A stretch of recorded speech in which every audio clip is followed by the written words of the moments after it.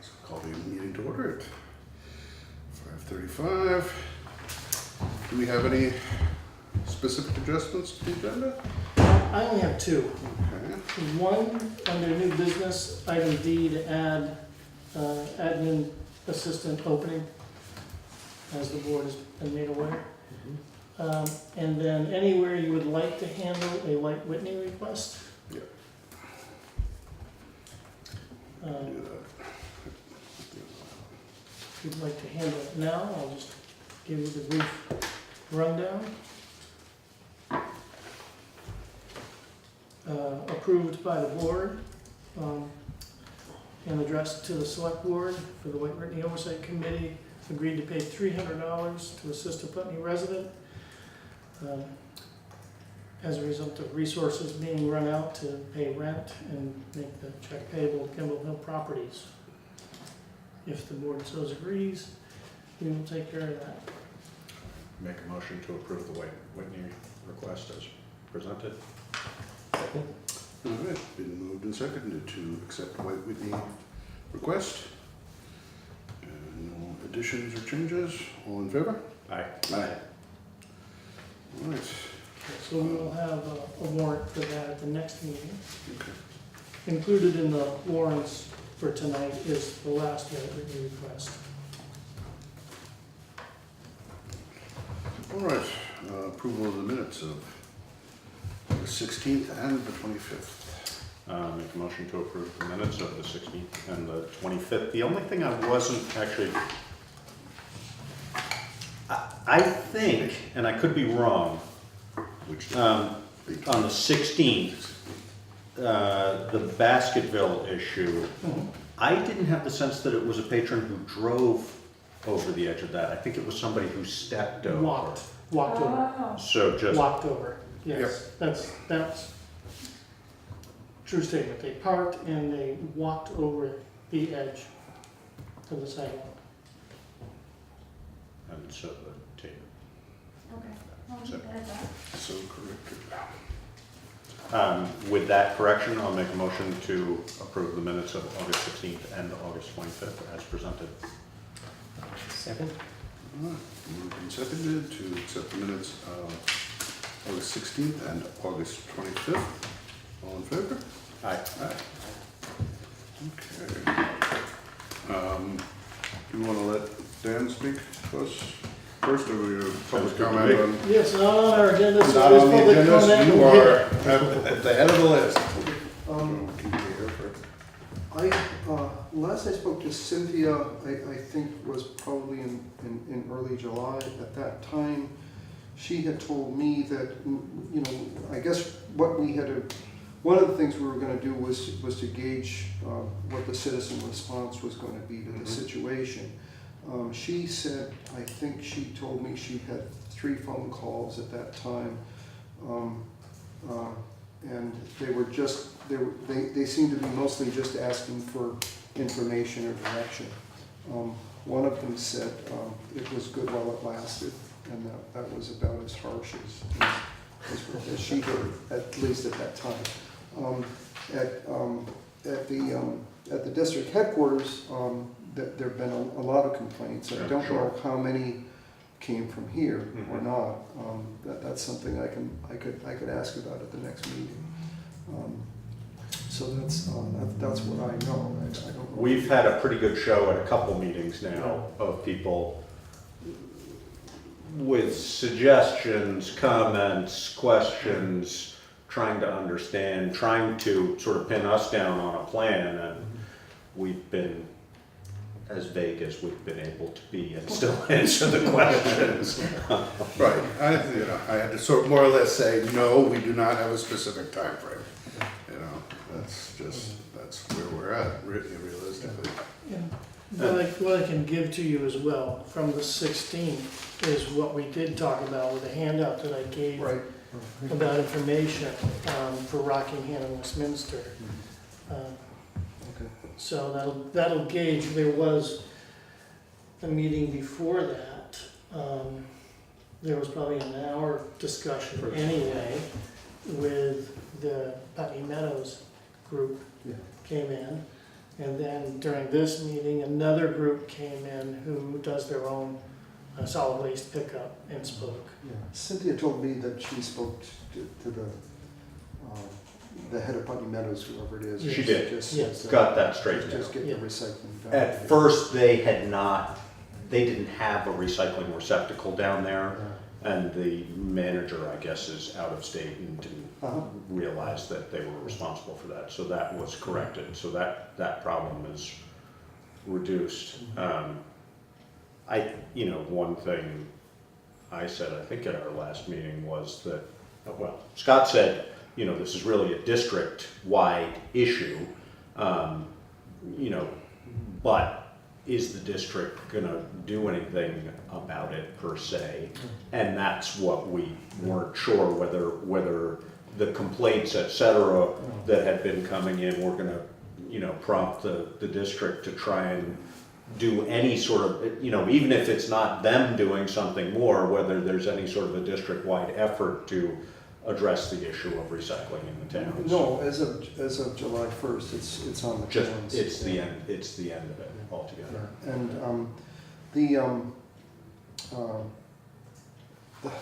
the person who was leading the opposition, as I would call it, that is the representative from Newfane, was wanted to, it was her idea, and she along with the representative from Wilmington attempted in the springtime, after the first vote, after the 14-11 vote, which we lost, to put together a coalition of towns to operate it Differently. differently. And it became quite clear that without flow control and with reduced revenue, that it wouldn't have been possible. I think we could have run it for a year, but it would have been really, really to the bone. And I think it would have, we would have decided halfway through the year, maybe the end of the year, that this isn't going to work. So, and there are other problems that some of the other board members who voted to shut down the MRF and shut down the 24/7 sites, that if you're going to do that, or you're going to have your own charter and so forth, there are all sorts of legal problems Right. that I think, and they were just saying, well, why should we support that if we're going to step out? And so it didn't seem real. And then I think some people studied the finances a little harder and just decided no. Even the rep from Wilmington who I talked to is a pretty, he's got a good business head, and he's also very ethical, and he really wanted for us to continue, but even he said no. The Newfane rep called Bob Spencer, the district executive, and she said, "Tell me your honest professional opinion. Do you think this is going to work?" And he said no. Yeah. So Yeah. that was the end. That was that. So, at this stage, do you know and/or have a feeling about whether dumpsters would still be available Yeah, to us? I think they are. They are? Yeah. Okay. I think that's still there. I can check on that, but I think if they weren't, I would have heard about it. Yeah, Yeah. I think they're still available to us if we want them. Do you think that intention would be if we used them, they'd have to return down to the solid waste district? If we were to end up with a hauler that's gonna take them to Rutland? Well, they don't want it at the district, I don't think, do they? I don't know what their intention is. They're taking No. recycling now, but I think that all of that may have changed since back then, so I really don't have an answer for you there. okay. I think what we were told was that, remember, there was about 3 weeks to a month when all those needed to get emptied, and they were going to stay there. So we were told we would have to, if we were going to hire Triple T, which looked like what if we were going to go that route, we were going to do, we would have to get a loan from them for their roll-offs until until we could get our own from the district. And then after that, I can't remember, I'm bad on details, but I can't remember whether we would purchase those or rent them for From the a year. district. From the district, yeah, something like that. Yeah. So that's where it was. Yeah.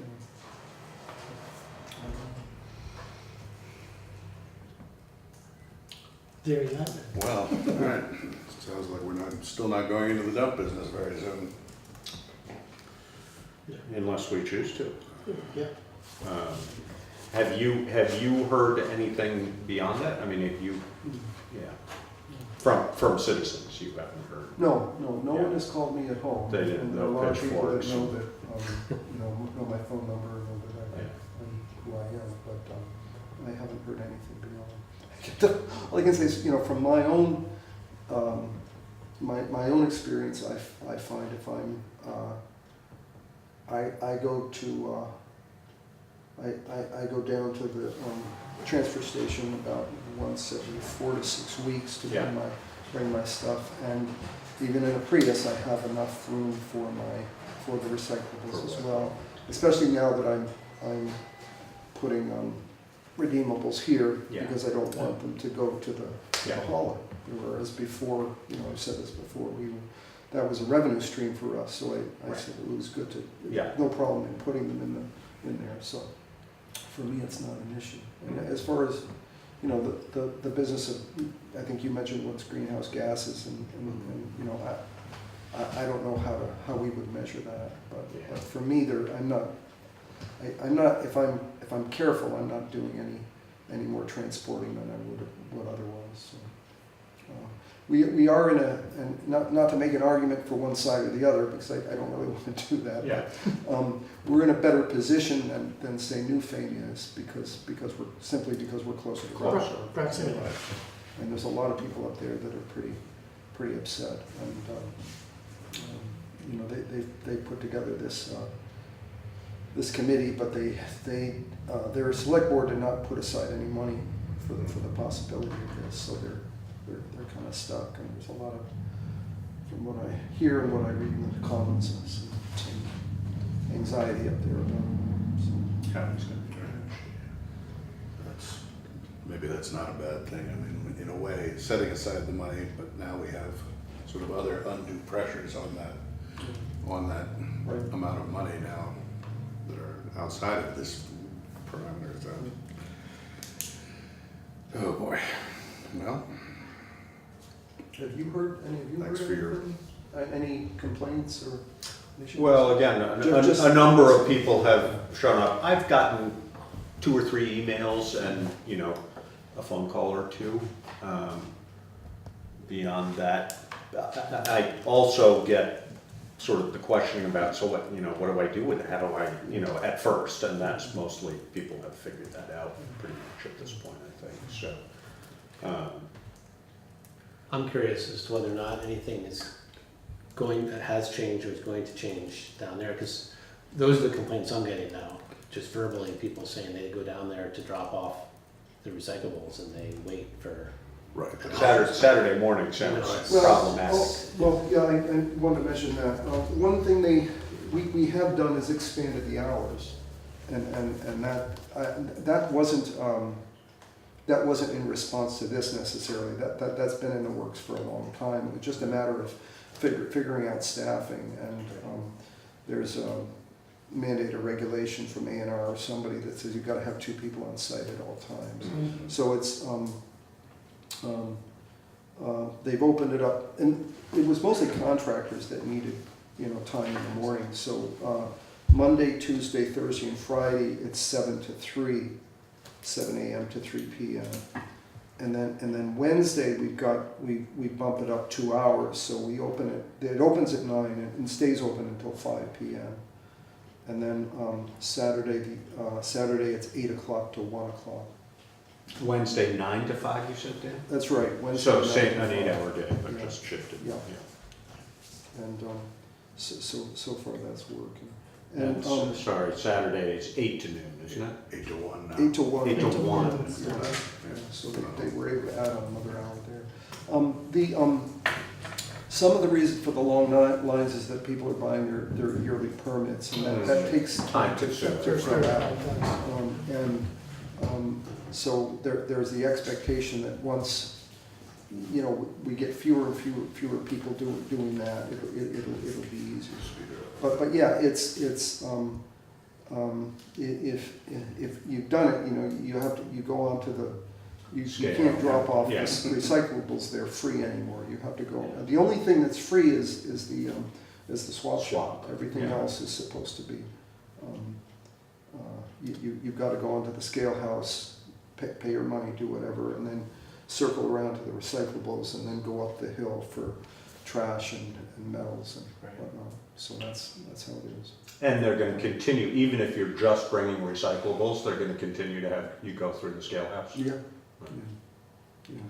But that's not done by volume, that's just to confirm that you have a permit in order to allow. Yeah, I think so. I mean, Yeah. there's,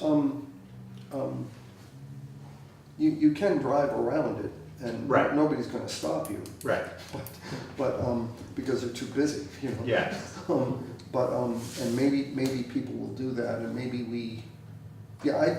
with staffing what it is, I don't think there's any way to, you know, it Yeah. wouldn't be worth monitoring. no, that's what I'm just, Yeah. you know, if they had somebody out on the road that could say, oh, if you're just recyclables, Yeah. and you have your sticker, some- you could go that way. Get some volunteers or something, Yeah. no, it's not gonna happen. But you still have to pay that $1. That's right, yeah, Recycle. thanks for reminding, yeah. Yeah. Oh, there is a fee for For entry, if you will. It's a Transaction fee. It's a transaction fee or service fee, they call it. every time you come and go. Yeah, I forgot about that, thanks. Yeah. And then the permits are 35, right? $35, and there's a $10, Minimum on trash. $10 daily fee if you want that, but most people, you know, when Choose they the sticker. determine what that is, they go with the sticker. Yeah. So that's. Oh, I see what you're saying. If you have trash, it's $3 a transaction. Really? That's, yeah, it's $3 for a bag, or they'll look in the back of the car and estimate. how much it Estimate is. what it is. So if you have one bag of trash, it's gonna be $4, $3 for the bag, and then And $1 for the $1 service for fee. the transaction. That's it. Yeah, okay. All of the cost of other items, be it batteries or ballast or anything like that, is on the website. Yeah, yeah.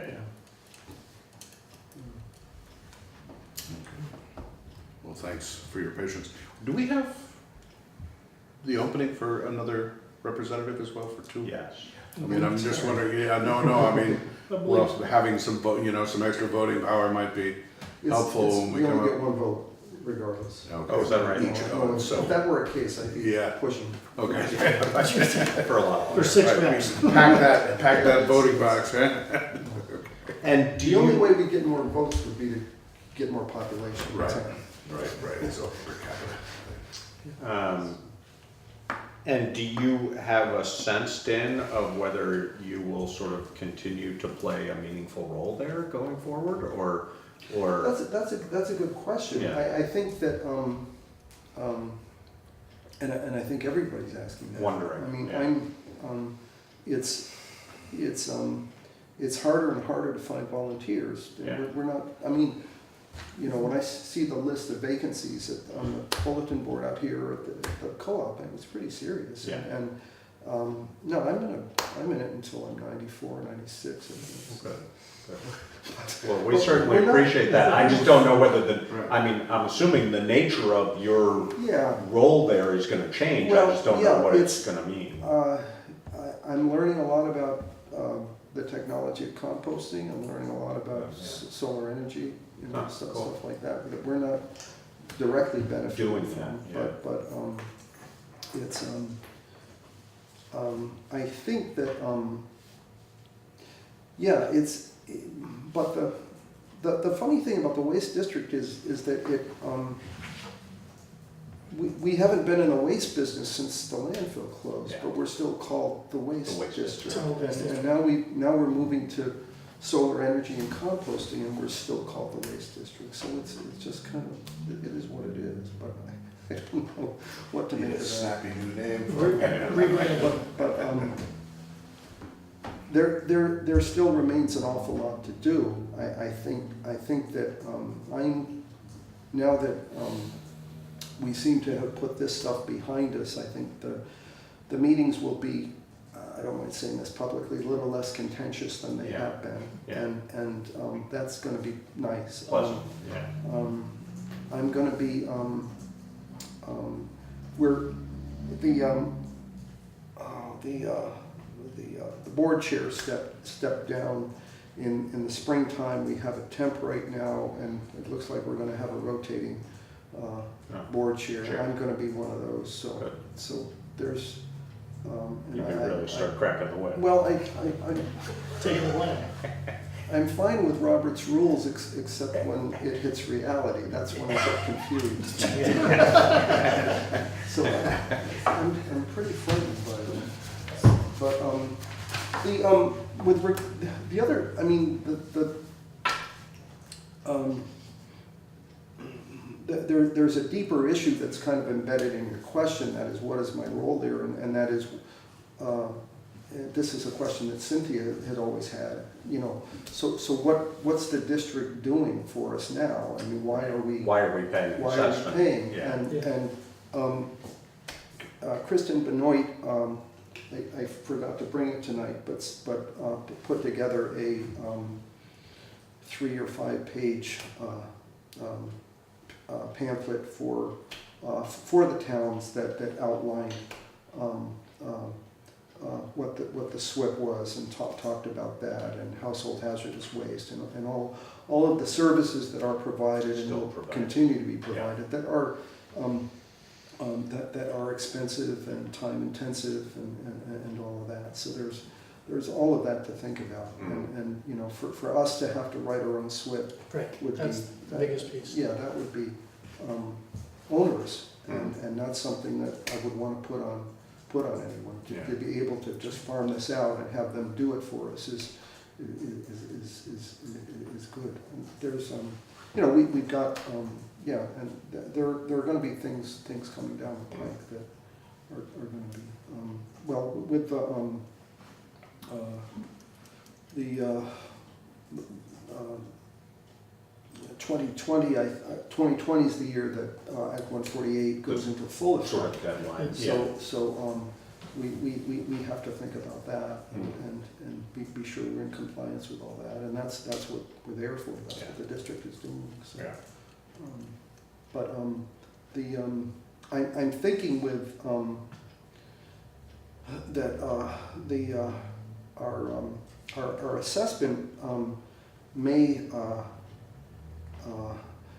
we may see gradual decrease in that in the coming years due to the revenue coming for the lease of the landfill cap to the solar company, and also the composting is doing better and better all the Yeah. time. Yeah. And Bob really expects that. Well, Act 148 presumably will Yeah. increase that gradually over Yeah, time as yeah, well, I would think. Yeah. One thing that's dawned on me is how, and I don't think citizens understand this fully, but recycling is not local. Like you know, I've come to understand how important keeping things local is, and we are never going to have a materials facility that recycles plastic in towns the size of And uses 13,000 it people. here, yeah. Yeah, and the stuff that goes to Casella in Rutland gets shipped across the country to a port in California, and then it's transported on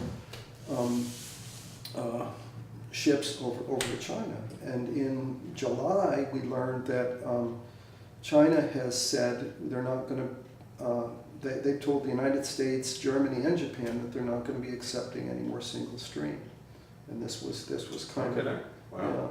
Yeah, and this was kind of, you know, those of us who favored dual stream for so long said Yeah. this is going to happen eventually. Yeah. They're just going to get fed up with taking Because the garbage. there's just no value, Yeah. yeah. And so we don't have the complete circle with, you know, it's not recycling Yeah. if there's no market for it, so that's what makes it, you know, the really neat thing about compost is we produce it locally and we use it locally. And we have 5 different vendors for it now, Yeah. and they can't get enough of it from Huh. us.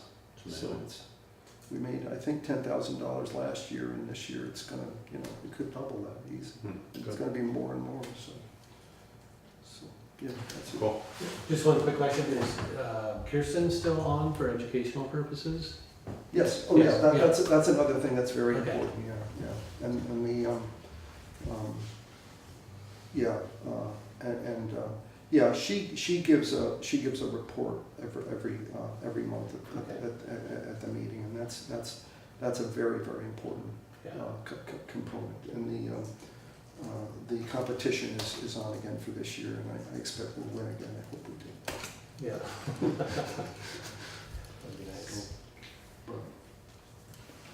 Great. Thanks, thank you Yeah. again for Thank your you. continued perseverance.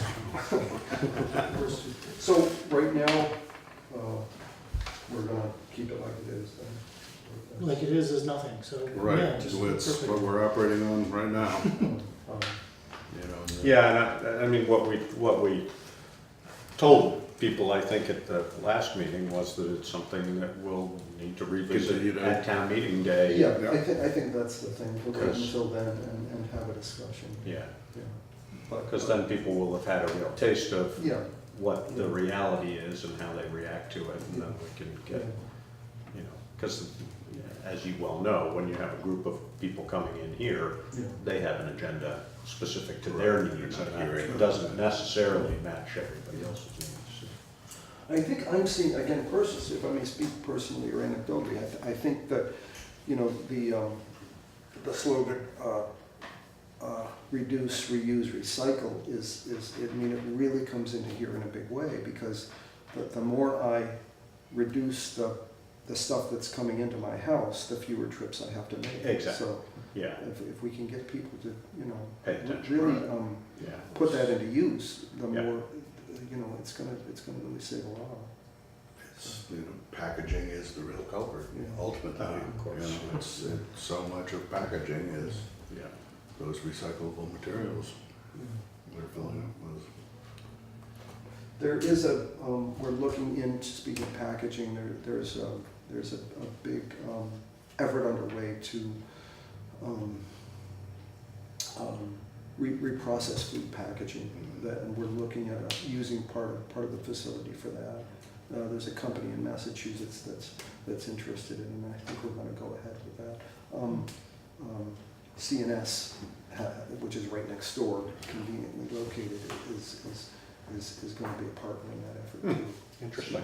That's good. One, you made me think of one more question now is, with this change down there, are you just accepting, like, for example, number 1 and 2 plastics? Oh, Or- thanks for asking that. No, Okay. it's everything right It's now. It is. Yeah, Yeah, okay, yeah. 1 through 7 or 8? Yeah, or whatever. 1 through 7, Yeah, yeah, okay. yeah.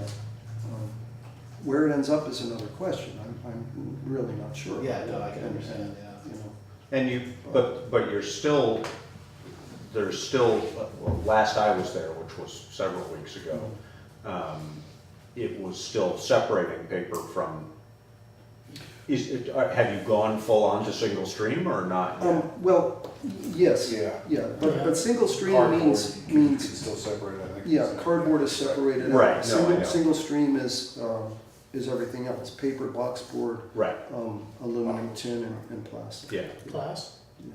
Pardon? glass. And glass. and glass, yeah. I mean, glass is the culprit of all of them. Yeah, Creates the most damage, weighs the most. yeah. Yeah, that's it. And we are 1 through 7 because Casella takes it. Takes Yeah, it, right, yeah. okay. Good. But people still can't read, but they don't listen. Yeah, You know, Well, this yes. one is for this, and this is for glass and tin and what have you, plastic. This is for paper. right. So I went to dump and it's full of paper and everything else, and I went over here to dump and it's full of shredded paper, along with bottles and You cans. know, And zero sort, it all goes together. Yeah. Hmm. Yeah. It's, All of a sudden, it doesn't matter, it's here to- other than it's- cardboard. It's here to stay, and we're gonna be, Yeah. you know, looking at this every 2 weeks from now till Your we term. find a place to put it. it's a funny, you know, it's the other thing, I mean, it's just funny when you have legislatures mandating stuff, but not giving you the tools to carry things out. And, Yeah. you know, naively expecting that there's gonna It's be just gonna markets for work. this stuff. Yeah. Yeah, Yeah. and that isn't, you know, sometimes government and private enterprise just don't Don't match. don't match. And this has been the challenge with recycling from the beginning. Yeah. And so, most prices are down. Cardboard has been very good for quite a Still, while now, yeah. so it's been good. That's it. Thank you. All right. Thank you for coming in. Yeah. Any more public comment? Yeah. I don't know what you want. No, ma'am, are you here to, anything specifically on the agenda, or to make comments, or anything else? No, it's okay. I don't have anything on the agenda. I'm happy to make a comment though, if you have a moment. Certainly. So, several weeks back, I spoke with Laura. I represent the Putney Huddle, which is a group that was formed in town here shortly after the Women's March, and we try to stay politically engaged and civically minded. And one of the thoughts that we had come up with as a group is at town meeting, many people find Robert's Rules of Order difficult.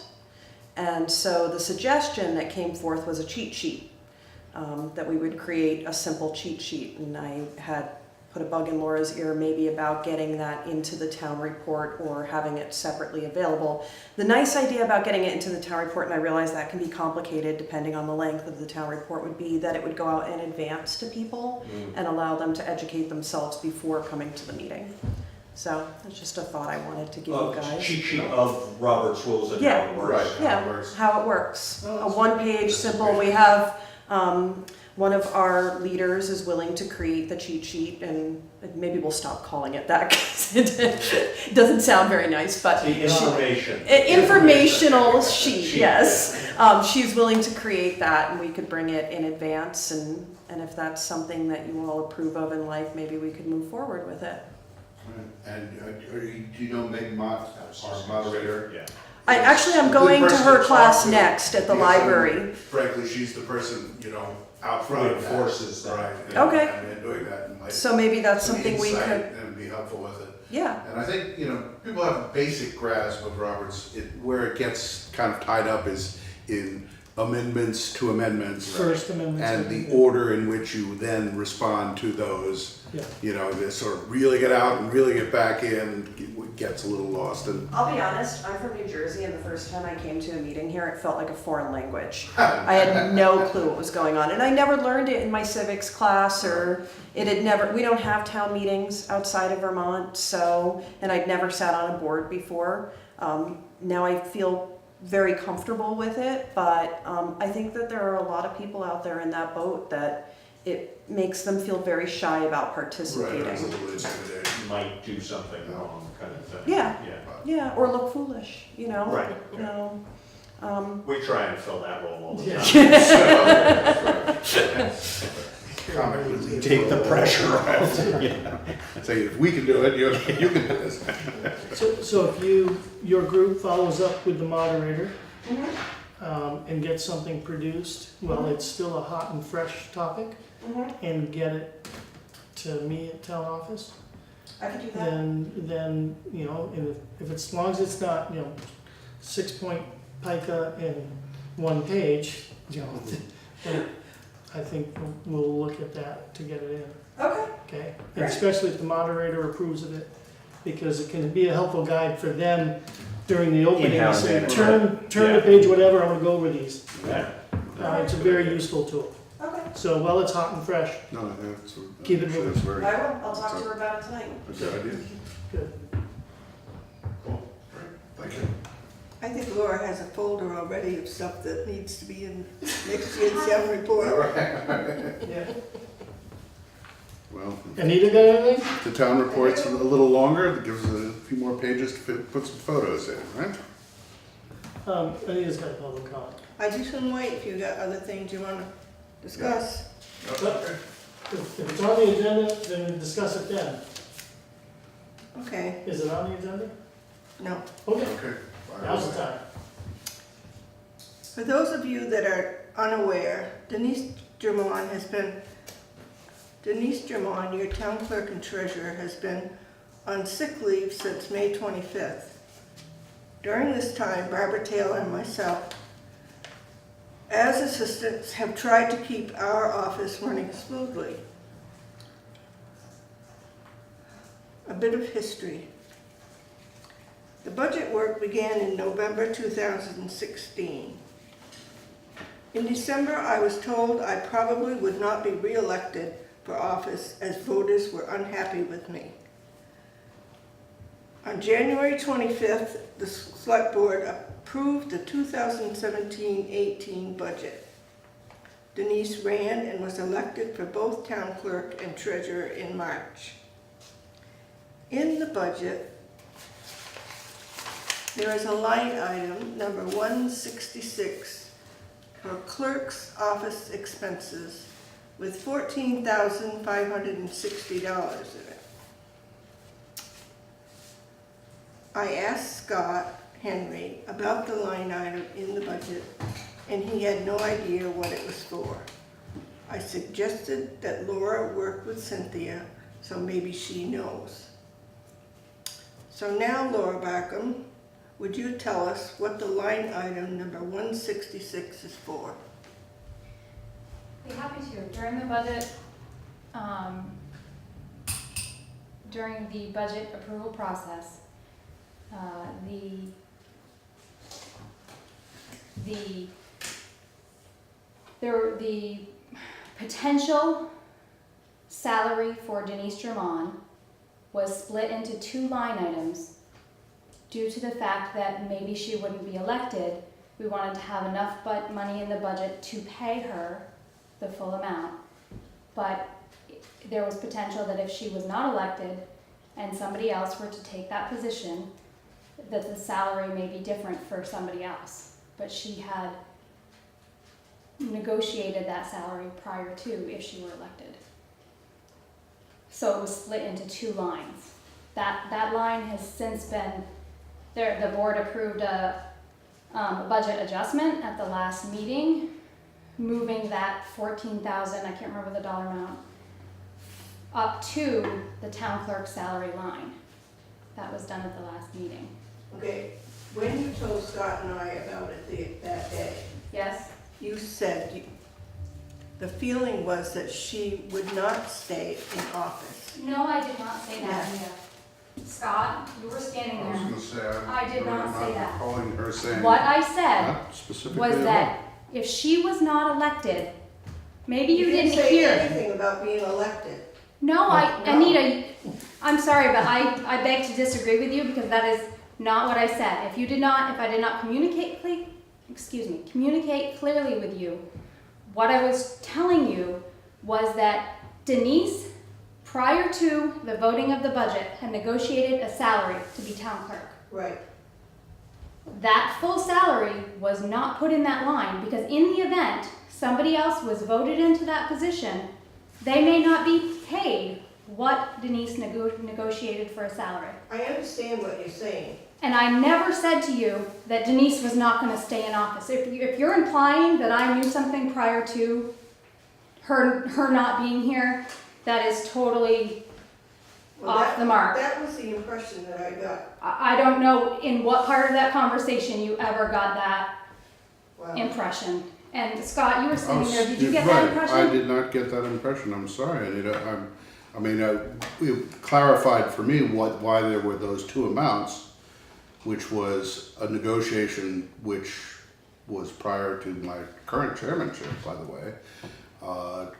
I did not make that negotiation that established Denise's, what we were going to offer her as a salary level for the modified position that you've held for many years, where the town clerk position and the treasurer position equaled basically a 40-hour position. We created a 40-hour position for the town clerk.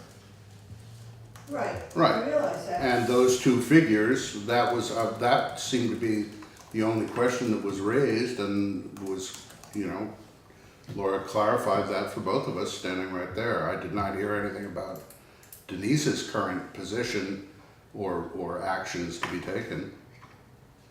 Well, when she told us that it was part of salary for Denise, I thought, well, then there's no money, no extra money for my pay, which is not in the budget. But the more I got to thinking about it, I thought, so they worked on the budget in November, December, January. Did somebody think that maybe Denise was not going to be town clerk? She was the only one that was gonna run? At that time, we did not, right? We must have assumed that she probably was, but, I mean, what was our reason? My for- recollection of it is that we fully intended and hoped that Denise would be the town clerk. But to cover the town, in the event she was not, you didn't want somebody who was, for one, not qualified, number two, just walking into a position that, for that kind of pay. If it's in the budget, maybe an elected person would say, this is the pay that I'm getting, and maybe that's not what the board wanted to do. So it was in an attempt to cover the town. It wasn't, never did anybody think that Denise was not gonna be here. And just for the record, I think Denise was doing a great job as town clerk, and I never once thought that she was not gonna be here. In actual fact, It came by total surprise to me that she decided not to come back. And I want it to be plain and clear that never once did anybody in the budget season ever think that they were setting something up for her to not be here. Yeah, no, I would definitely second that.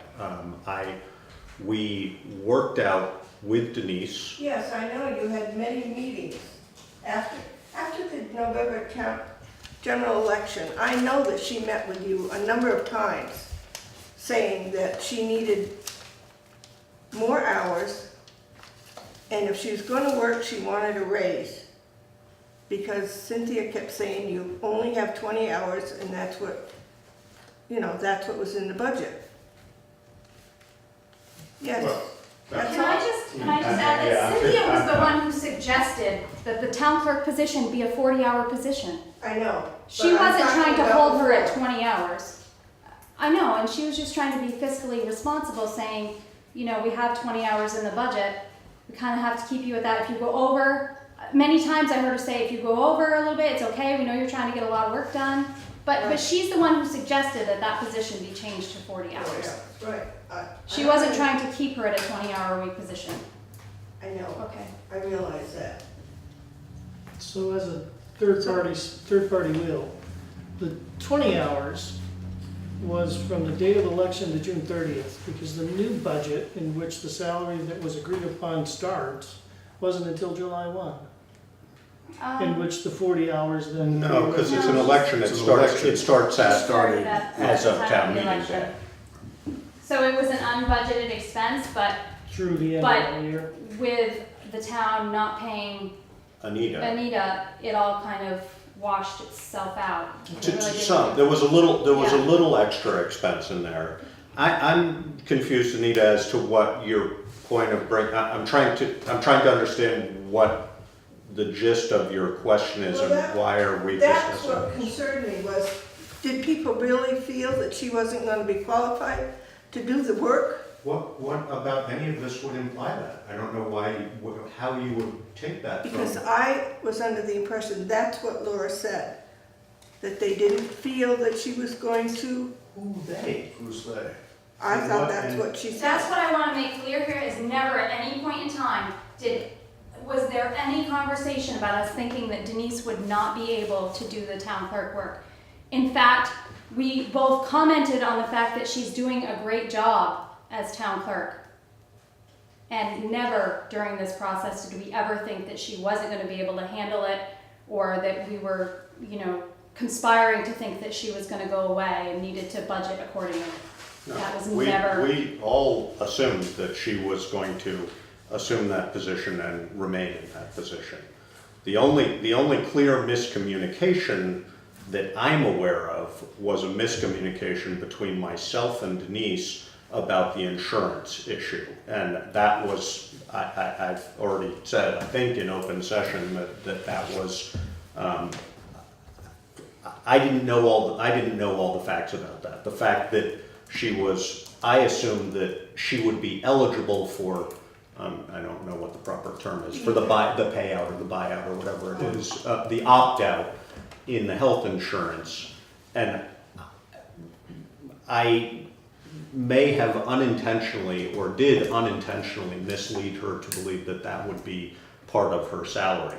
I've apologized for that, and I've said I was uninformed and I should have explored it more. It was sort of a casual conversation that Denise and I had.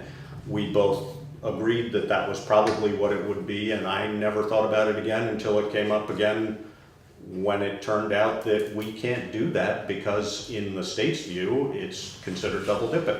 So as far as I know, that's the only miscommunication that went on between us and Denise related to money and salary and hours or anything.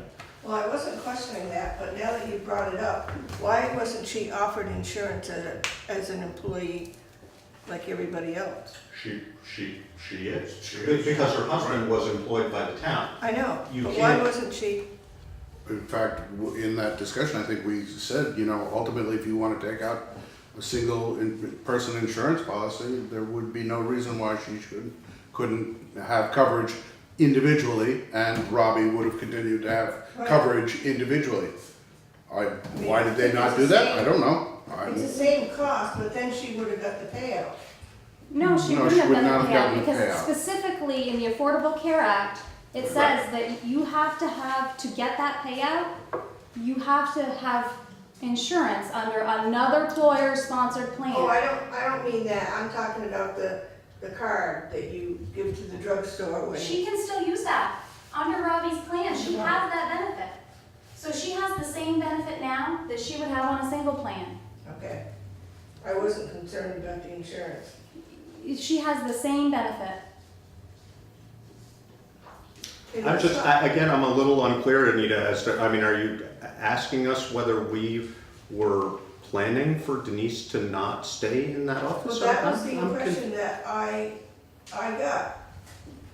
Like I said, when Laura made the statement, I thought, well, there's no money there, to offset my expense. But then I got to thinking about it later, and I thought, were they thinking that Denise was not going to be in office? I'm not even sure how you were arriving at that conclusion, but I'm not seeing all the parts. But no, we were very clear in the budgeting process that we divided it up in such a way so that it allowed for a 40-hour position for the town clerk plus a stipended position for the treasurer. It was broken down, as Laura said, into two sections for that because, again, say somebody had run as a write-in and won, and they were 21 years old and had never worked in an office before. We're not going to offer them the salary that we were offering to Denise. I realize that. So that's why it was separated out, so that we had some separation of that. We then also were aware that the expense of you being in office from town meeting day through the end of the year was unbudgeted at the time that we planned the budget, and we allowed for that and agreed that that was something we were willing to do in order to make it possible for you to stay in that position in order to assist in the transition time. I'm not sure, and my guess would be if we sat down and went back through all of it. As you accurately pointed out, some of our discussions with Denise were in executive session. Of course they were. They were related to salary and compensation. I That's don't not have any public problem with information. Yeah. Can we talk about the treasurer's position? Mm-hmm. This whole hullabaloo that's been going on, I don't understand the treasurer is responsible for a lot of things. You could tell me that I'm not, but I know by law that I am. She just wanted to learn and understand the programs. And I think Cynthia, and with our, however you want to call it, agreement to it, etc., Cynthia put as much effort as she was able to into helping Denise learn that. No, Denise, she didn't. yes, she did, and, Well, and that's- I mean, we could, if we're down into- again, it might be a disagreement, and I don't know how much of this we need to and want to get into in an open meeting, but your impression of that is your impression, and you're entitled to your opinion, and I'm sorry that it does not agree with our opinion, but we had this conversation in here in open session, in executive session, etc., discussing being as forthcoming with Denise as we could possibly be, asking Laura to help her, inviting Denise to be included in training of Leah, the new bookkeeper, in that process. There was no effort on anybody's part to prevent Denise from learning that. Denise perceived that she was being prevented, and she took an approach to it that made it contentious, or it obviously became contentious, not because of what Denise was doing, but it was a difficult situation that became apparent. But there was no effort or conspiracy or anything else on anybody's part to try and prevent Denise from learning those things. There was an effort to try and help Denise learn that stuff, and it was a matter of time and necessity as to how it could be transferred. I mean, we couldn't stop operating the office up here in an effort to allow that to happen. The tasks that had to be completed here had to be completed here, especially with the change in the nature of the treasurer's position.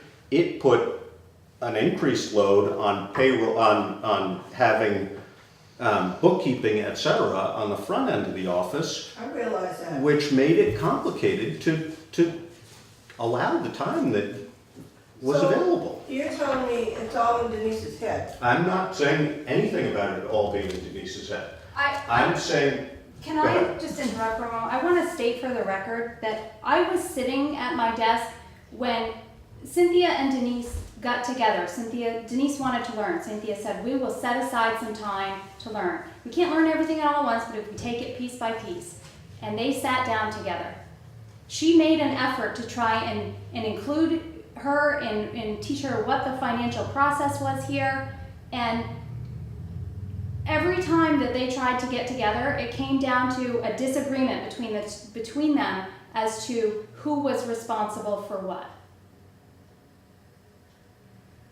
Cynthia did make an effort. She's not here to speak I for realize herself, that, but and I think it's wrong to say that she did not make an effort to work with Denise, because I personally saw it.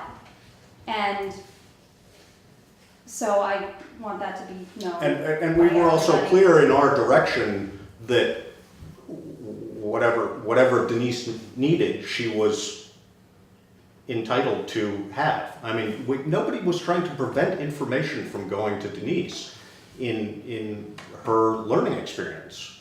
I mean, she So- didn't want to do the work, she just wanted to learn how it was.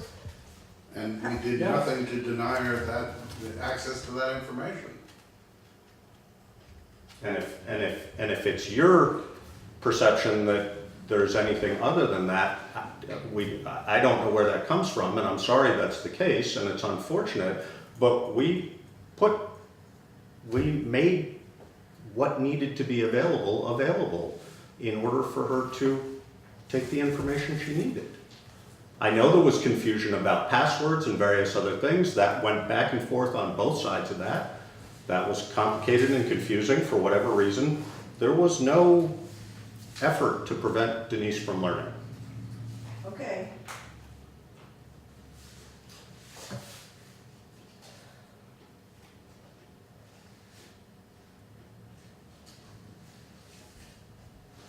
You don't look like you're I don't think you're gonna be Well, convinced. the whole but- situation is just, But if you think it's any more pleasant for us than it is for you, Anita, I'm sorry. I have lost, you know, this weighs on my mind all day, every day, because we do not have the functioning office that we would like to have. And we are trying to do everything we can to keep the town functioning as well as it can, and to keep the functions of the office intact. But we're limited. I mean, we don't have jurisdiction over that position, so there's only so much we can do. I realize that. And I know that things are rough. Yeah, no, we all would love to have this straightened out, and hopefully it will be getting straightened out at some point. We don't know what that looks like. So in the future, she can learn if she comes back. She could have learned there was never any effort to prevent her from learning. Okay, that's good. And we're about to enter an entirely new realm of having to teach.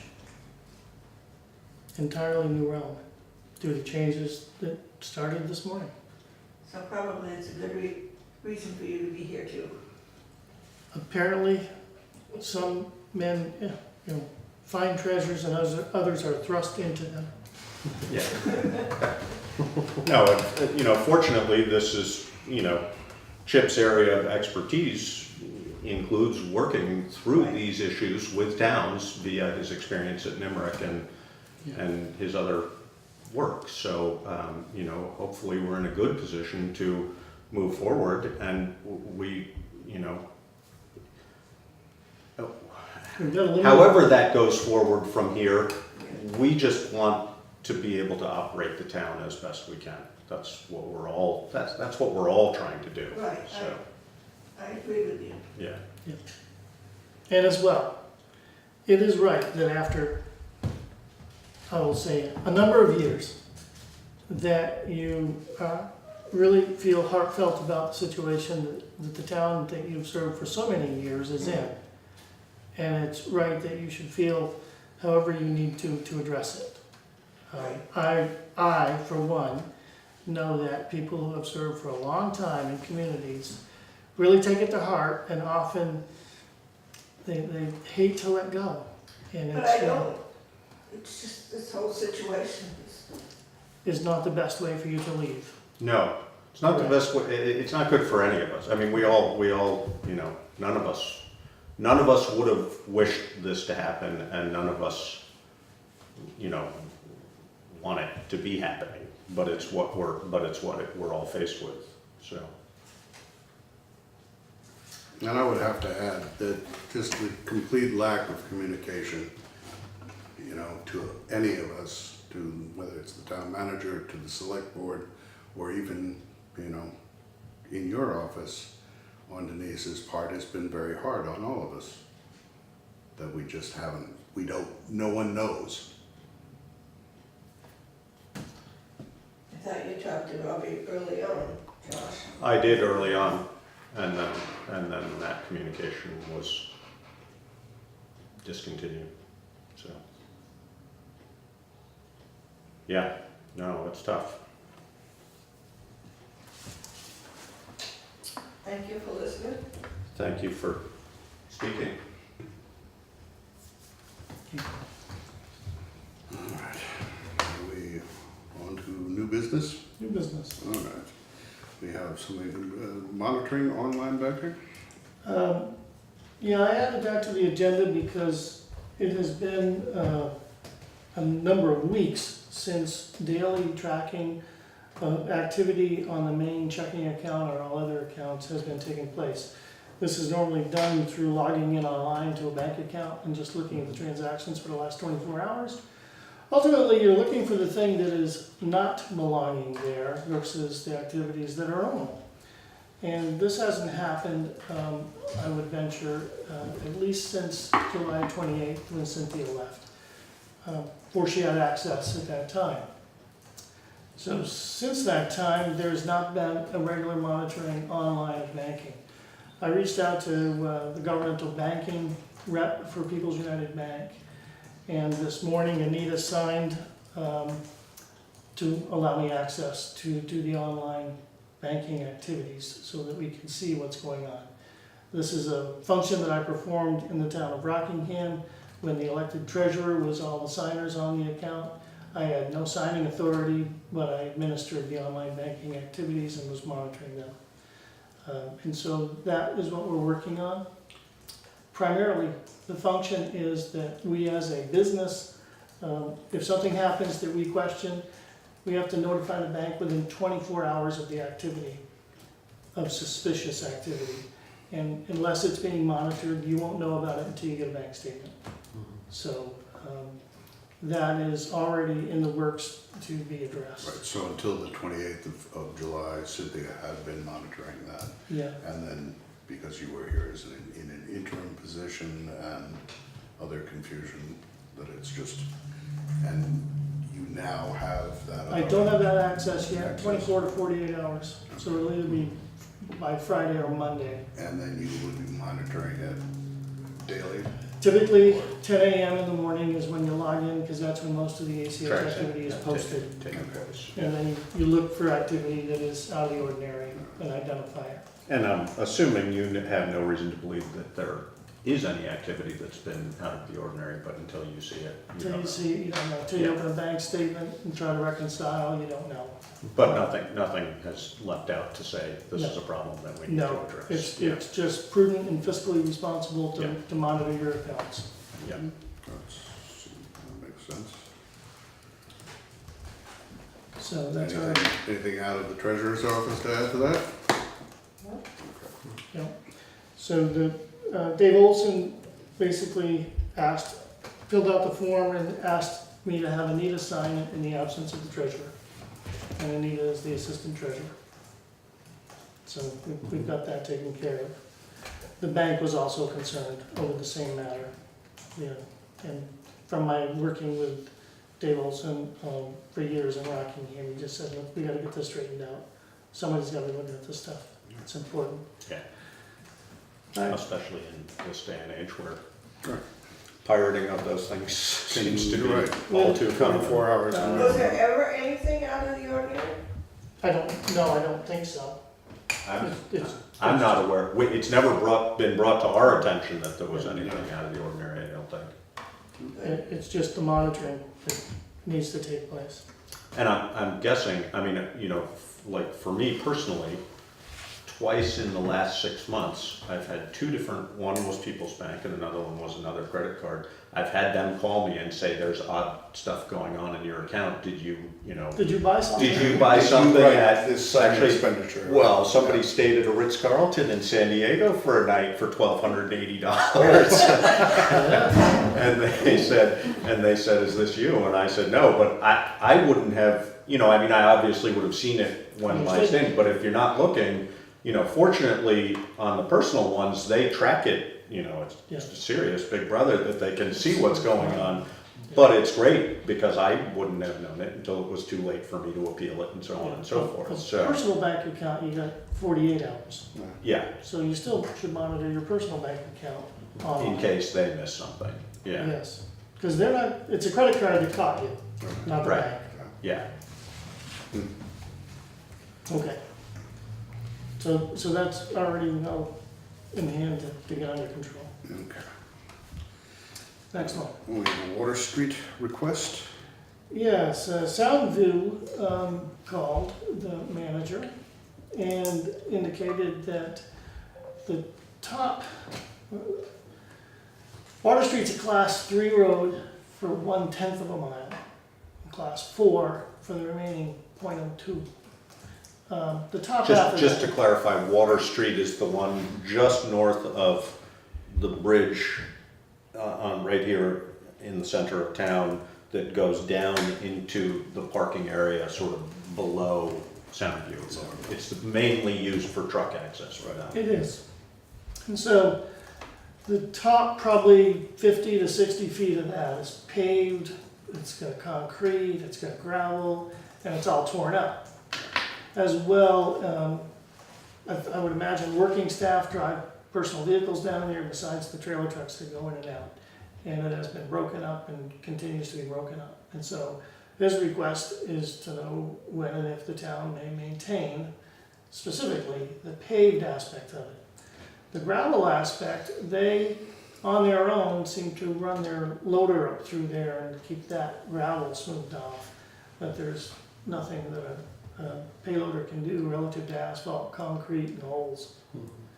I've spoken with Brian about it and just asked that at this point he at least throw coal patch or hot mix into the crevices that are the deepest so that a car tire doesn't get into it and do some damage. But a truck tire is not wide enough for an 8-inch tire to drop into it.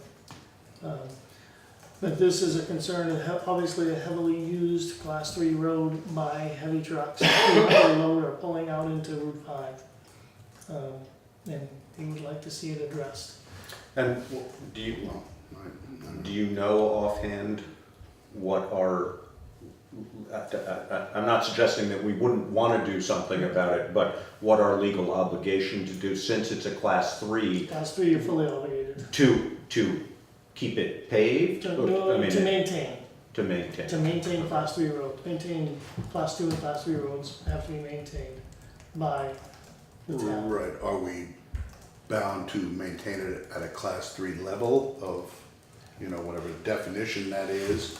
Or are we supposed to be providing a, you know, modern accessible ramp, Class 1 ramp. No. you know, to a commercial site? Which, you know, I mean, unfortunately, this is a 19th century road that's become a major access to a commercial enterprise. Yes. You know, I mean, it's.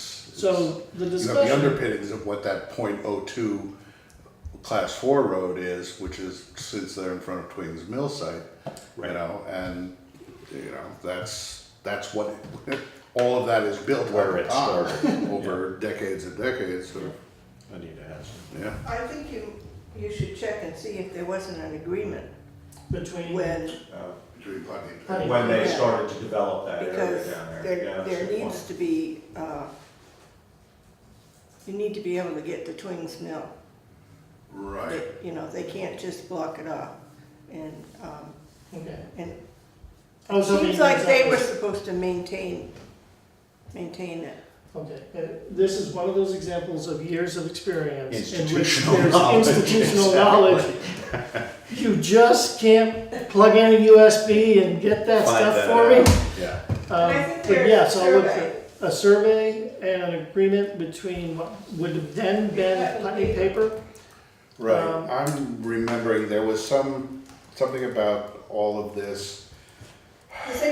Laurel Ellis Yeah, kind of came out with, because there was a question of a right-of-way between the existing firehouse and Sam's, and Sam Howard, yeah, yeah. Sam Howard's Yeah. property, whether that roadway, whether that was a right-of-way through there or not, and we were trying to clarify That's right. that. So- And did that go across the road? I can't remember. No, Yeah, because I that's how know what that- you're that's how talking that- about, but I can't That's how remember. that fence ended up Yeah. being put in there In when there, when the yeah. firehouse was sold. No, and I also know, I mean, we But I know talked, there was discussion about Water Street at that time, because, you know, I mean, once upon a time, that was in effect a crossroad there. right. A long time. Yeah, Yeah. no, it was, But as we well know, these things go back a long time. before your time. No, the other thing that came up reasonably recently in our discussions is what the changes in the paving and the sidewalk on Drainage Route are 5 better, right. would create for Water Street, and I haven't heard of that being an issue yet. but actually, but I think the condition is actually better now, because Route They 5 sort of water's paced not on getting to into it. Directing the Yeah. water into that Into- drain that's Into the behind, drop, yeah. the drop behind Yeah. Besserville. So, one of the concerns expressed by Brian was, well, if we, spend 60 grand fixing it and 2 years later it's pounded right back out again, are we ahead? How does one deal with acceleration of an 80,000 pound tandem axle truck right at Coming the from a peak full stop, yeah. up out, and so, there has been several renditions of types of surfaces Yeah. that are under there. And if you actually go out and try to rebuild it, what do you do? I did describe up in Rockingham when Dead River put in their plant and they actually, the town threw up Bezanson Road. They paved 6 inches of asphalt, 4 of it in base, 2 of it in top coat, knowing that trailer trucks of propane were going to be Heavy, turning yeah. and going on it constantly. Yeah. But that's an expensive proposition to put that much asphalt on a hill, Yeah. so. No, I think Anita's idea to research whether there was, because there may well have been, I mean, I think you're right, there's We an don't plow it. there's an agreement about. We don't. Right, In class 3, that would be a maintenance issue. right. We were to So, maintain it. And I think you're right that there's an agreement about Twings Mill, but I wonder whether it addresses that Well, the first, street whatever itself. it is, Right, 2/10 of it or right. 10th of a mile, whatever it The is. drainage I know that issues. there's something to do with the Historical Society, Yeah, because they own the Twins Mill. Actually, did they not, in fact, I think they may have given that property back to Greg, there, I know there was Greg. discussion I know there was about that. discussion about it. Ownership of Yeah. the historic mill. Well, they still need to right away. And if you're, Yes. but if you're not familiar with that transaction having taken place, then it may well not have happened yet, I don't know. Right. I know there was talk about it, though, you're right. Recognize. No, I think looking into whether there is an agreement and what the nature of that is, and then also, you know, obviously The cost. including and exploring an agreement with Soundview, given the current use. Yeah. You know, I mean, I think we would all be interested in having that road be in good usable condition for them, for obvious, Yeah. you know, commercial, economic reasons. Right, I mean, it's still, it's a bad intersection still. Regardless, yeah. Regardless of it, and if somehow that could be looked at in a broader. Even the bridge that they're Of talking course, now about. that, you're right, now that the bridge is going to finally get rebuilt. It probably wouldn't happen in that time frame. But is there any kind of grant out there to, you know, engineer, look at it, you know, situation, say, okay, this is what should be there, get a sense of what costs and whatnot are, that we would then be able to approach Sound Design and say, look, you know, we're talking about millions of dollars here to realistically make this Fully workable. functional, Right. yeah. What I will start with actually is District 2. The engineers of District 2 Yeah. often just come and look Right. at something. Look at it and and say, at least give an opinion, and- yeah, Or call somebody and say, hey, you know, I got this odd situation, have you dealt Yeah. with this? yeah. Right, I mean, that's, you know, how do you get them, how do you motivate them to get there to actually do that? You know? Or I could dig a ditch across the road and say, put up the yellow cones and say, close I'm till just gonna further. remind you, the close camera till is further- I on. know. Well, that's, It's easier to attract something with honey than it is with a swatter. that's right. That's- So, I'll first determine whether or not there's already an agreement that states that someone or the other Any must clarity. maintain it. Yeah. Right, or Yeah. just what it is right now. And if I can get definition for that, then I can work on, either way, I guess I can work with District 2 to say, what do you see here? Because we will be working directly within an area that they are going to be within Yeah. in 2 years. And if, yeah, no, and it would certainly make sense to If they're try gonna and incorporate do what that. they've done in the past with 25 feet off either end of the bridge, well, then 25 feet, they're there. Yeah. So, Yeah. okay. The next thing, town representative to the Verb and Passive meeting, October 5th. This was going to be appointed to me by vote, but at that time it was just interim. And so I put it back on the agenda. I make a motion that we authorize Chip Stearns to be our representative to the annual Verb and Passive meeting on October 5th. Just quickly explain what verb and passive meeting is. They are the insurance provider, larger entity of VLCT, Vermont League of Cities and Towns. A separate agency that insures probably 90% or more of the municipalities in the state of Vermont in a group policy system. Okay, second.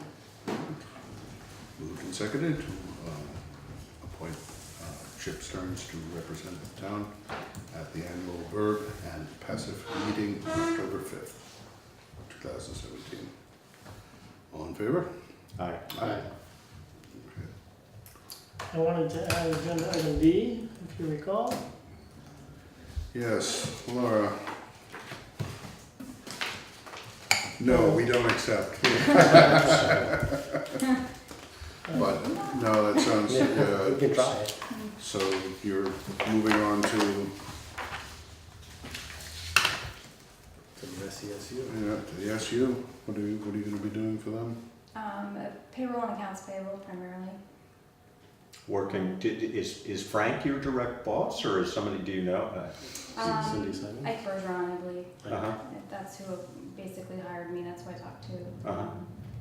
And he's the one that called me, and it's basically, I think, accounts payable, payroll clerk, direct deposit, whatever they throw at me, I'll learn. Which will be plenty, I'm sure. Yeah. So, yeah, I'm excited. Good, Yeah. good. And I simply can't say thank you enough for your patience with us and, and all your hard work here over the years, and you will be very sorely missed. Absolutely. Thank you. But we're very glad for you. Thank you. No, And right, we, recognize and we, that you- it's a good, you know, we understand the logic behind it, certainly. It's, I think there's, as you and I have talked about, I think there's lots of opportunity in the supervisory union, and I think that's great that that's available to you. Thank you. So this came up as of this morning. Some of you knew, the staff learned. So this puts me in a rather peculiar position. So we now have Leah, who is here as a bookkeeper. And so my belief is we need to begin to transition knowledge of what Laura was doing to Leah. Leah is right now a limited part-time basis, 9 to 2, Monday, Tuesday, Wednesdays. I think we need to move as quickly as possible because Laura's last day is September 12th, to having Leah become 9 to 4 to work as closely as she can with both Laura and myself. I can certainly do all the accounting, but it's all the stuff in the files that I haven't even gotten to yet that two of us have got to try to extract. And again, just like Anita, Laura doesn't have a USB port that we can plug into and just get this data. We do know the phone number down at the supervisory union. so- Yeah, and I got a cell phone. But we've got to be in an operational position so that we can still produce warrants, still produce payroll, and then function and have phones answered all the time. Because ultimately from 2 to 4, after the 12th, here I am. I'm wondering whether we should enter an executive session to discuss this, I don't know. If we want to have further discussion. Yeah, we could do it at the end of the meeting, Okay. through the other stuff, because as well, this may fall into the discussion with select board goals. Obviously, our priorities change as we gain information. necessary, And yeah. our best guess of what we think we're gonna do next year in March changes July 1 and then changes November 1st when you start budgets. So, the dynamics and flexibility, we've got to act upon. But we are now faced with another position to fill. So we can definitely, and if you want to do that executive session, I would suggest at the end. Therefore, no one's waiting around. Yeah, that's fine. Okay? And yes, I too, in my short time, recognize the skills, the talent, the reliability, and the gifts that Laura brought to this office.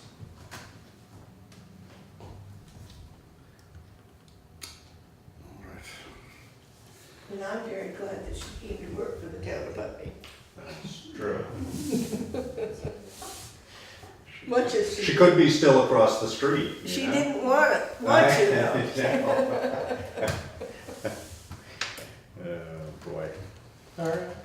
All right, well, then we are moving into old business, and we've highlighted the select board goals. So, and this was again my recommendation from the last meeting, we have some issues that need to be dealt with at hand, and some of them are more priority than others. And I've listed effectively some things that I think we want to try to deal with.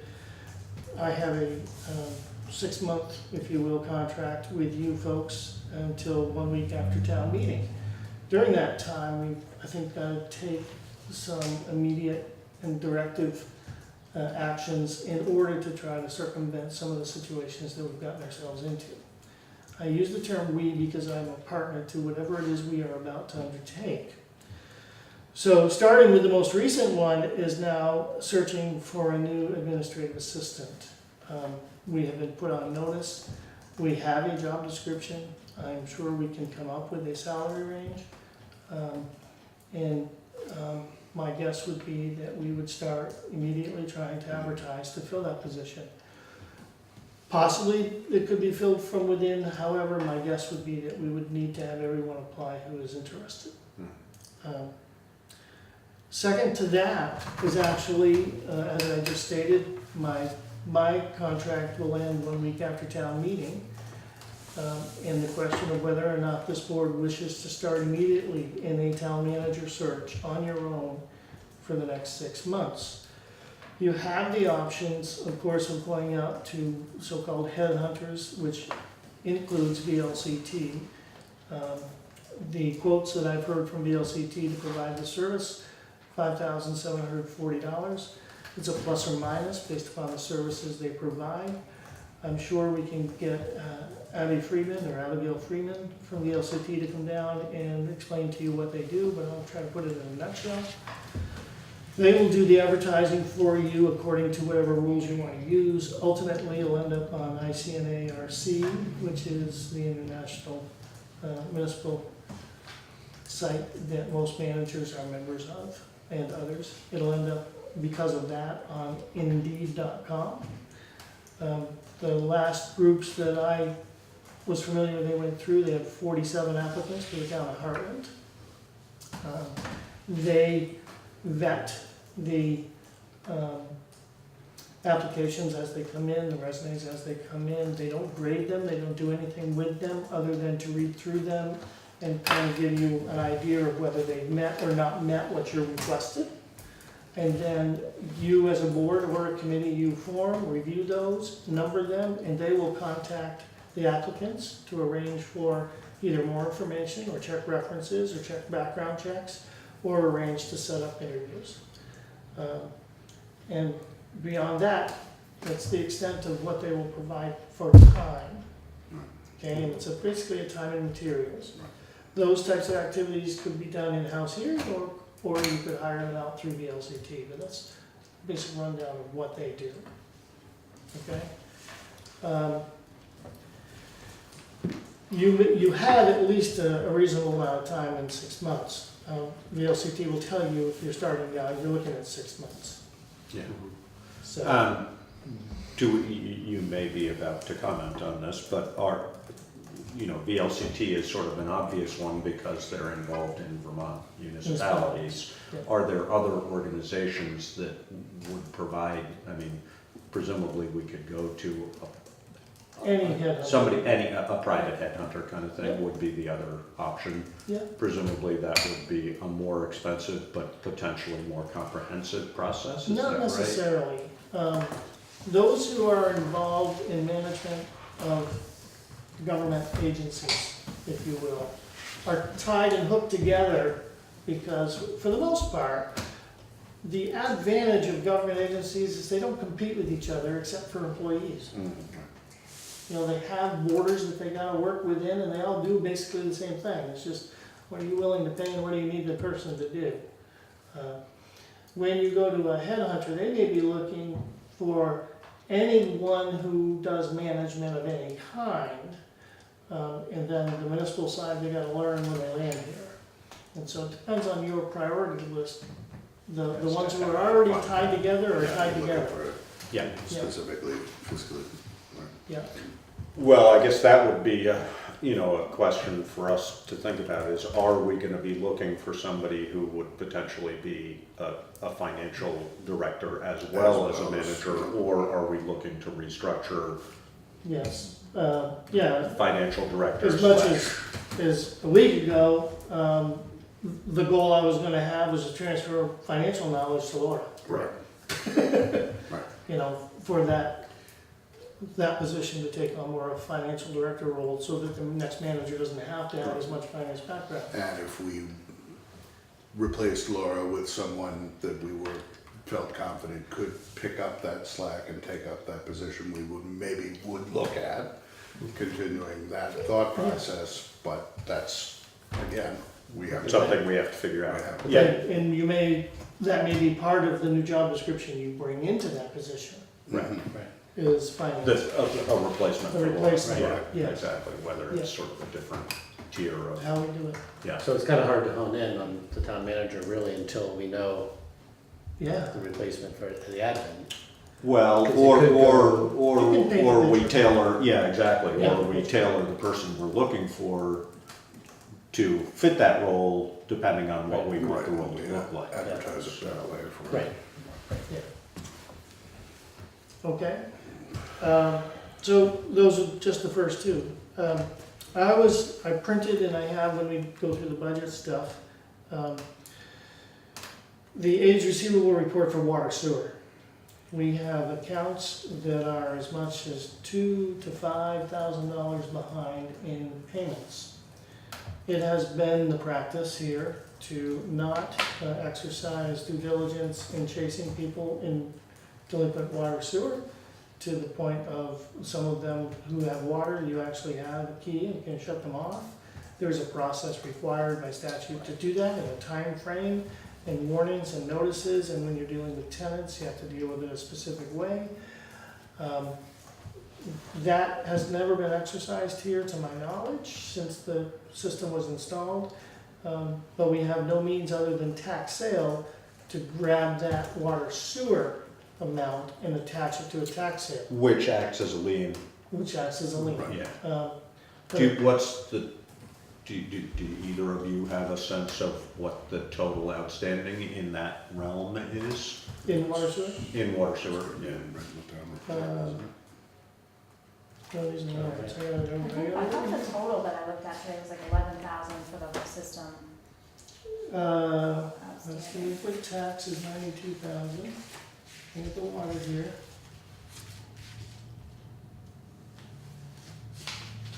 I copies of this stuff for you. One way that you can do that would help is to look up who they have a mortgage with Yeah, and chase the mortgage. and just holder. send them the bill and, Send They the mortgage somet- holder the bill.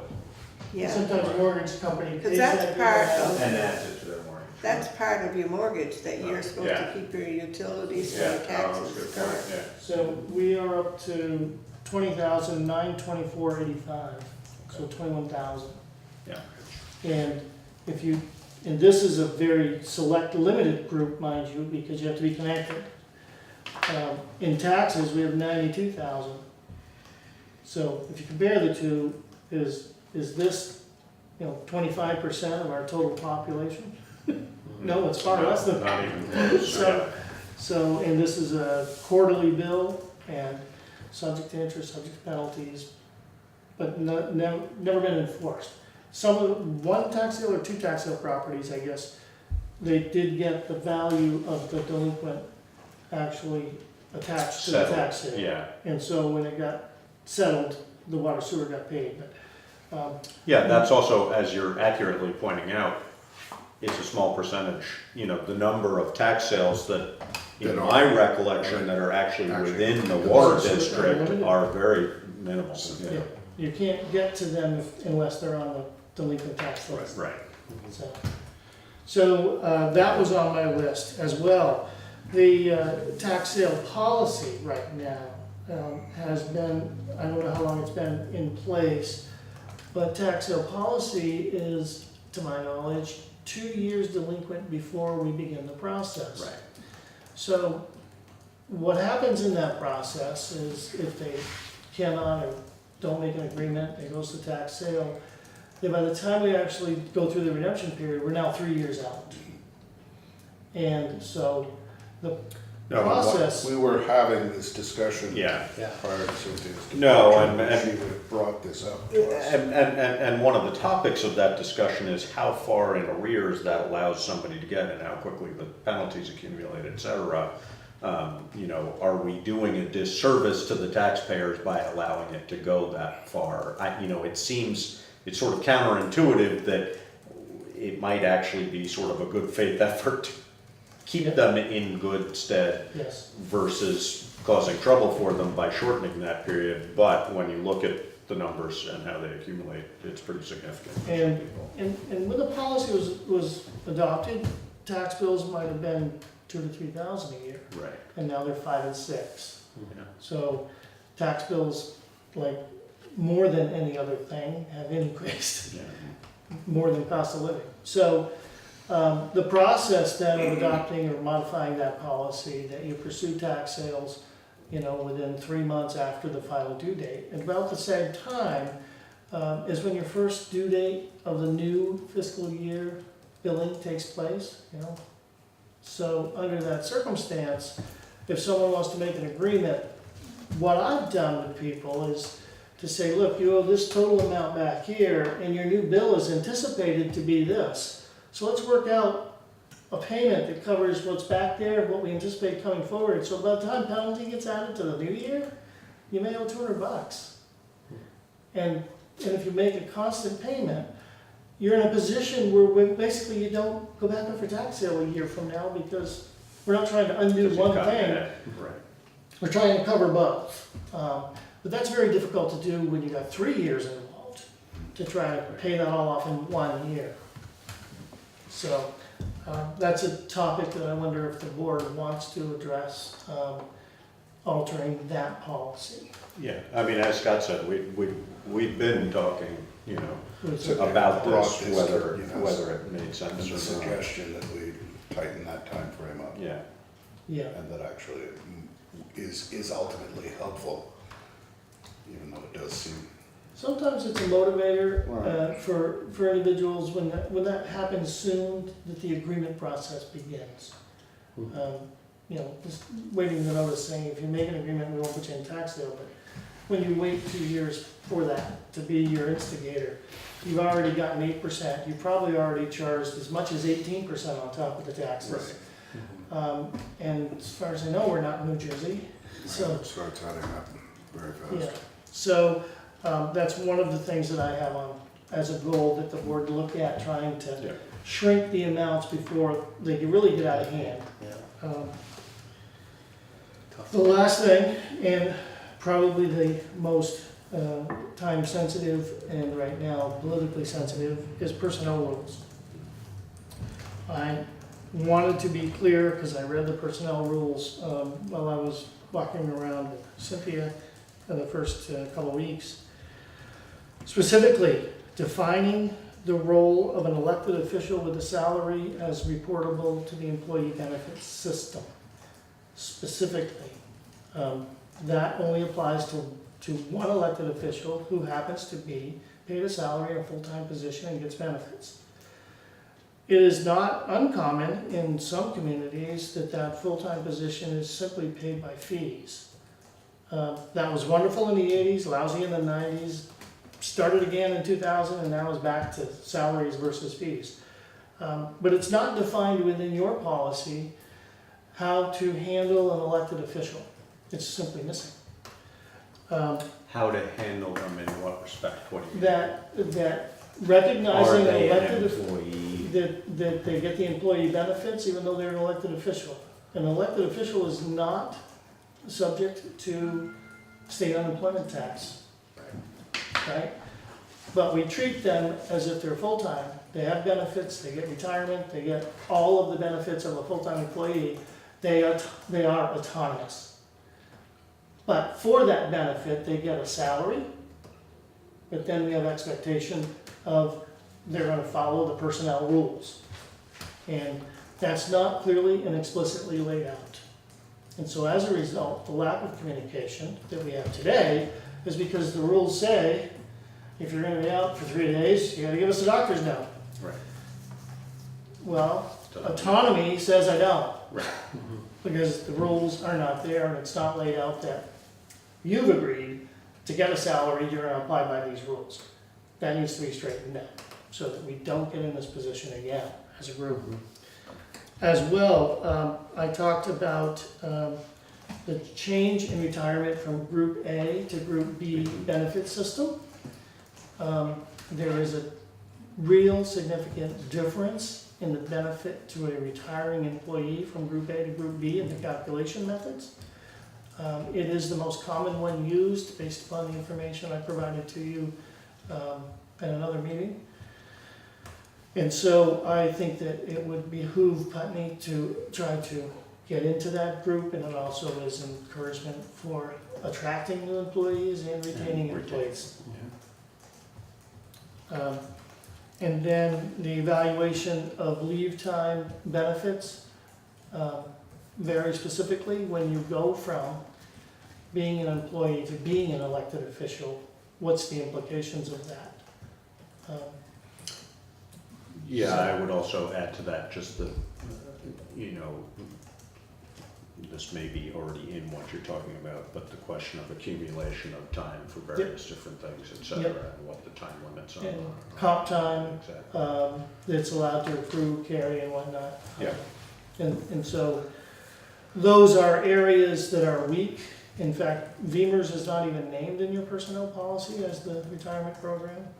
So it says the Putney Pension Program. And my guess is that no one can add to that pension program now. They have to take VEMR's when they come on board. So that's what I see is some weaknesses in that, and whatever other subject matters within that one would like to address. So 3 of these things are directly related to trying to administer or modify policies. Right. And 2 of them are filling slots.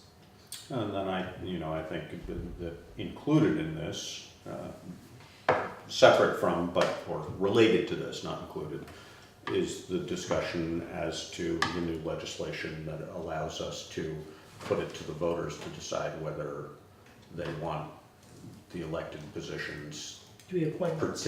particularly of town clerk and treasurer, to be appointments as opposed to elected positions.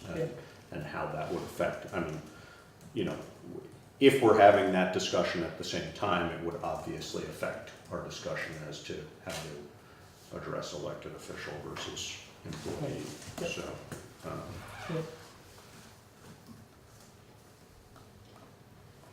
So those were my select board goals for you. But realize the goals are meant to be yours, and this is my sense of what I see are obtainable, achievable, and meaningful to try to accomplish. The first one, is as short term as we can get, but the next few may actually take us up to and through budget season to actually be able to hammer out. And then how the board would like to handle that with input from employees or input from department heads, or on your own, or calling in VLCT for a consult. There are various avenues, or your own personal experiences. Mind you, government is not the same as private business. So, Yeah. That's a pretty good list to work on already. what you come in with, So if you can get that all straightened out in the next couple couple weeks, weeks, yeah. that bring would you be in the great. policies next meeting. Yeah, then we'll think about our goals and All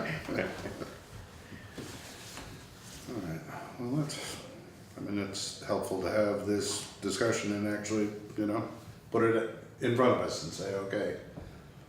I think, so much of the time it feels like we're just in a reactionary mode of, waiting for the next foot to drop and And we're not deal with dancing. it. And we're not Yeah. taking the time to take enough breath to create a set of goals.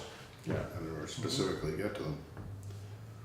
Yeah. But I would also just add, Laura, as you are working towards your end of your time here, if there are things that you see as obvious sort of gaps in your position as it has been, or that you would suggest that we address, I would invite you to present those to Make a us. list. I'm not saying you have to do anything, but if you're sort of, if there's something that you're like, you know, they really should have been doing this, then we would welcome hearing that from you. Alright. Yeah, other than Anita, the longest tenure here is right there. Yeah. Yeah. Was there anything, not on this list that each of you or any of you have had as I wish we could get to? I mean, other than our usual things that are sitting here, I mean, the continuing the monitoring the fire department operation situation, Yeah. obviously the recycling question that is going to continue to get at us. Yeah, Sidewalk. The sidewalk extension, yeah. and, sort of attending to that, See, and those are the next round of. already underway. Right. Yes, so that's, They, right, I've got So 3 more that- people to negotiate, the easements with, signing right away. And so that's now gonna be in the forefront. We are probably not going out to bid for construction this time of year, and by the time you go out to construction, I may or may not be here, but I gotta keep that, I wanna get that one lined up to go. Right, that Right. can't be something. So that's not, that's already in play now, and I'm suggesting we add these things as important things to try to, as a group, get done in the next 6 months. Yep. Hoping to leave you in a better position than we found you. I think we're all hoping for To that. A goal a month. So, to that end, I will begin to present you with information about primarily the last 3 topics. And then if you want to have an executive session at the end of this meeting about the top 2 items, certainly we or you as a group can do that. Yep. All right? very good. Do we want to touch base on anything else on the old business list? I don't think there's anything there. No change. All right, the town manager report. So, tax sales was a very interesting process. I think it started at 10:03 and ended at 10:07. There were no bidders on the single property that went up. Kathy Ann Vignew, land only is what was presented. I was offered the opportunity as the town to purchase it. Was not granted authority by the board to do that, and expressed to Larry, who was running it, that Kathy had been in to see me, and I would encourage her to return and negotiate to try to set up a payment schedule with me, as I discussed earlier, to try to get the property taxes cleaned up for that property in the past and going forward in some fashion. That was the only one that actually made it to the sale. The other 2 that were up, one was redeemed at about 10 minutes of 10, thankfully, and the other one had a question of notification, so it couldn't be put up for tax sale. And it was the opinion of council that we not go forward with the tax sale when we had a question When of there's a notice. question, yeah. Yeah, and the question of notice revolved around a mortgage held by a family member, and the family member is deceased. Becomes complicated. Yeah. Okay, as well, a couple other things that came in for you to be aware of. Not all of you may have gotten the notice, but the town of Dummerston has provided to everybody their hazardous mitigation plan draft for review. Select board members can choose to review and make comment on. I'm sure Tom Goddard got it, I got it. If you are interested in it, let me know. I'll forward you the email with the 7 megabyte PDF attachment if you actually want to review it. That came in just today. I'm guessing it's probably the person who needs to look at that more than any of us is probably Tom, isn't it? Yeah. Yeah, That's the emergency management director. yep. As well, received in this week was reimbursement for our costs, or at least a portion of our cost, for TransCanada Hydro Grand List litigation from the Attorney General's office. We received $1,501.07. I didn't know or look up what the entire bill was. What the entire bill was that they paid. Probably a little bit more than that. Yeah. In Rockingham, the reimbursement turned out to be 80-20, so 80% reimbursement. So, you know, it's better than footing the whole cost. Yeah. We already did the Beamer stuff, so those were the things I wanted to add for your knowledge based upon bringing it off the desk today. All right, I want to jump into your financial. Yeah. All right, I'll give you less paper than I did last time, because I'm sure that to get the dampness off, you used it to light the fires. Plus, we don't have recycling in town anymore. No, we don't have recycling in It's the. more cumbersome. Yeah. So we'll start with the balance sheets for 17. This is just highway and general fund only. We have, There's 4. that one doesn't go. Yeah. So I highlighted just 2 numbers on the first page and on the second page. That is your pre-audit fund balance moving forward to notice. And this is from year ending June 30, 17. $85,873.59 moving forward from June 30, 16 into 17. And the number directly above that, that's a negative 2707.34, that is in the general fund, your expenses over revenue. You spent $2,700 more than you got in income. Which, when I get to the next report, you'll be surprised. So that 85 represents essentially a carryover from 2016, is that right? From 2017 to 18, we're in. No, I know, but 16 to 7, I mean, if we spent more than we brought in, but we still have a fund balance that's positive. That's carryover from multiple years. Exactly, Yes. okay. That's So to yeah. read those numbers, go up 2 numbers and you see prior year fund balance, 88. Yeah, Drop down by 27, there you you're go. now at 85, Yeah. okay? Yeah, Flip the page to highway, which was broken out. You started at 53, you lost 1,300, you're now at 51.6. And so for general government, in the simplest form of our taxable funds, you have $136,000 fund balance. This is again pre-audit. There are still some adjustments in there, but not likely to change nothing's dramatically. significant, okay? And presumably, ideally, we would, instead of that being a small negative, it would be a small positive each year, is that? Yeah, let's look at the next report.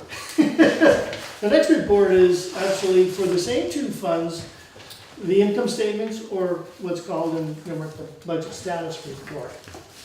And I highlighted on the first page one particular account called surplus from prior fund balance, $44,000. So in the general fund, by budgeting alone, you anticipated you were going to spend $44,000 more than you would have brought in income. And so having only lost $2,700, We you did a hell of a good Oh, job pretty good. to lose money. Your goal was to lose money. You only lost $2,700 because you actually budgeted to use fund balance. So ultimately, what you budgeted to use, you didn't lose. In the highway fund, those are just raw numbers. Now, this report is also run and a method called suppress detailed headers. So the multiple pages of information are not there, just every subtotal is presented, That's easy to good. read, Yeah. okay? Better. And so, from the standpoint of how does this type of thing happen? When you budgeted to lose 44,000, but you only lost 2,700, you're looking for sources of revenue that exceeded what you anticipated, and one of those happens to be a number just a couple above that says proceeds from borrowing, $30,000. You know, it's $14,000 different. You brought in proceeds when you borrowed money. Okay? To buy a pickup truck, if I remember correctly. So,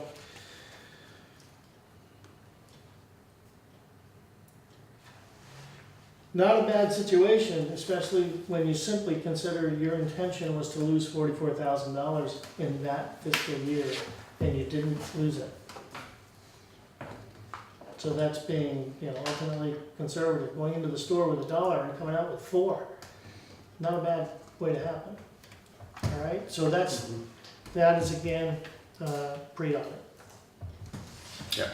Looking at the current year, accurate up to 4:03 PM today, which includes the warrants that are on the agenda for tonight.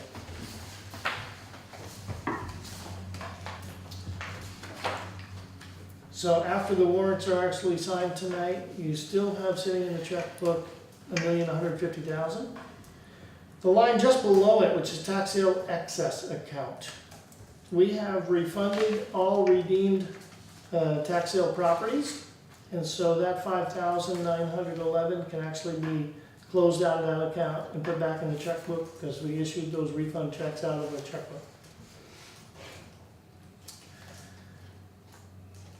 The second line down under accounts payable where it says due to school, that number a month ago was $3 million. On the warrants tonight that will be signed, we are distributing just under $1 million. We are sending $270,000 to Brattleboro Union High School District. We are sending $664,000 to Putney School District. This is a very significant change in payment methods. It does comply with the rules of Act 60. Within 20 days after a due date for taxes, which is a mandatory due date, you must remit to the school districts that which you have collected. So I calculated out that we have collected to date 93% of our taxes to be collected on payment 1. I used last year's numbers that were distributed in the finals to the two schools to determine that one school was 71% and one school was 29% of total educational dollars.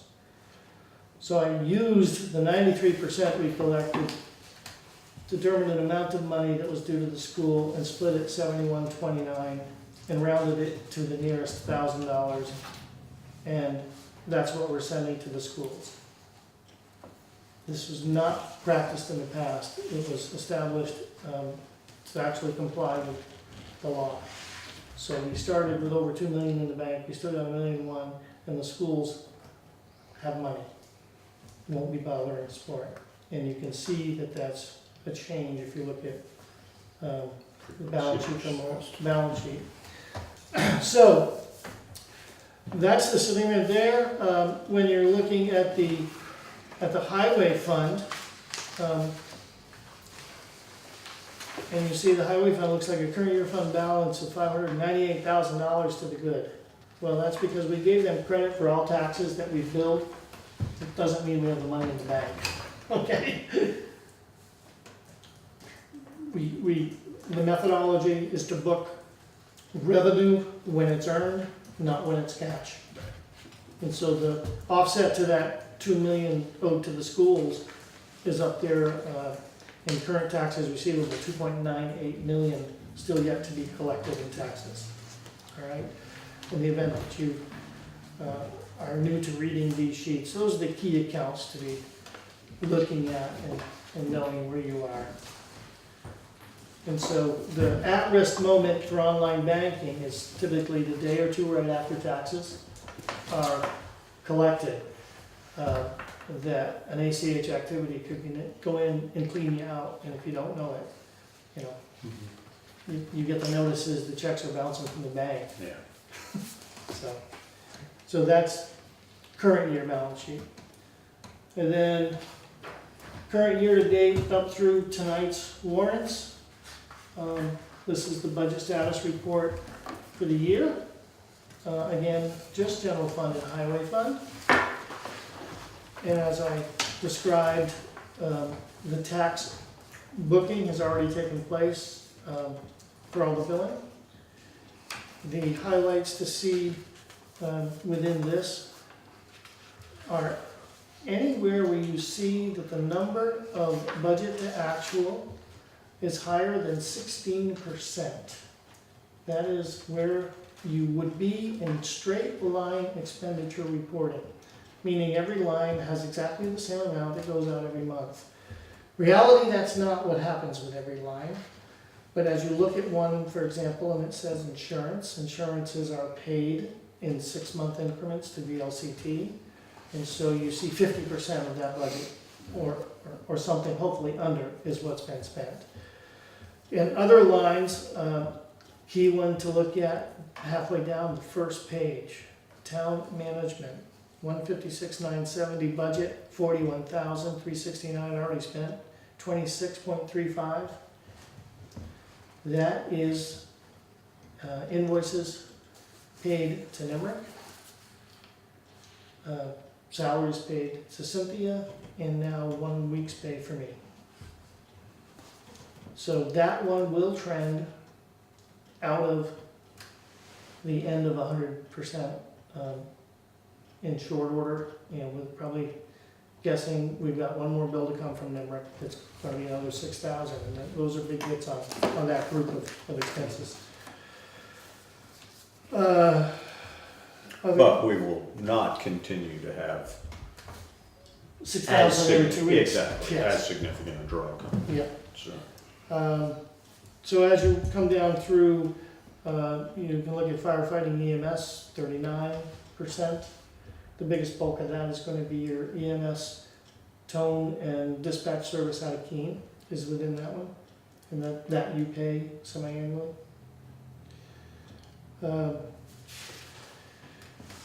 Those are the big ticket items. So the lines that we expect are running high and going to run high are the ones I've pointed out to you. Any others, if you get back home, look at it and have questions, please email or call me and I'll get you your answers. All right? And this is probably much more digestible than the ream paper I gave you each last time, because I gave you everything from the first fund all the way to the last fund. These are your tax funds that you try to manage. So that's all I've reduced it down to. For your own, let's see, Scott's already still digging anymore. Huh? So for your own records, this is the age receivable report. It's double-sided for what's owed in water sewer. And this is also the delinquent tax list, which includes the agreements that people have made printed out on it, so that you can see people have agreements what they've agreed to. This is all public documents. So anything you read or see or say, including names, it's out there, anybody can ask for it. And I wanted you to be aware of where we stand and why I bring up the two of the policies that I talked about under select board goals.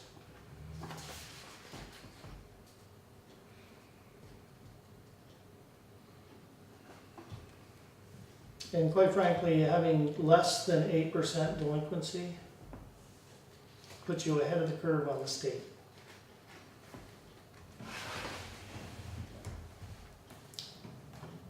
So that's a snapshot of the financials for you. Are you talking about delinquent or late? Uh, even late, 8% is the same, delinquent or late. So we had 93% collected, so we only had 7% that were late on first payment. It's a payment that is mandatory but not delinquent. Right. So it's subject to interest, 1% per month for 3 months, 1.5 after that. And so by the time, if you haven't paid payment 1 and you now come in and give us a check for payment 1, the interest will carry if you don't pay that interest. The balance will be the interest that was owed. Because right now, interest has been added once. But I think the interest is taken out. You may owe a balance on your. You know, a balance of principal, which was equal to the interest that we applied it to, because you didn't pay the interest. Yeah, so our application is interest first, and then principal second. Right? That's the way it's established. I thought it was a percentage to each. No, I don't think so. But I'll look at that, because what she's saying, I think, is what it's been established to be. So, all the interest first. Well, I just wanted the distinction between late and delinquent. Yeah. Delinquent has that 8%. Delinquent has 8%. Have a nice day. Right. Yeah, the whole goal is to reduce principal that's gonna go delinquent, any way, shape, or form we can. So, that is the rundown of financial activities that are of most use to the board, the tax funds and the enterprise fund customer balances.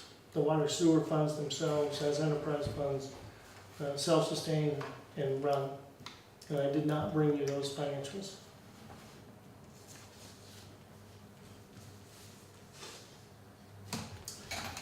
The two lists that you got last are the ones that become most interesting. Mm.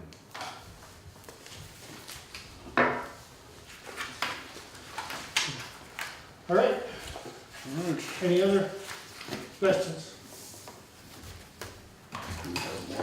We do. And as I had said, on these warrants, we have, this is, Laura said, this is one of the biggest warrants I've ever done. We have $1 million going out in 3 checks. Brattleboro Union High School, $270,000, Putney School District, $664,000, and Freightliner Western Star, $166,922 for the 10-wheeler that you bought. That should be picked up tomorrow afternoon. So that is a check upon delivery, so Brian will handle that check when he goes and gets the truck. So with a motion to approve orders, bills, and warrants, here you So go. moved. Second? All in favor? Aye. Aye. Aye.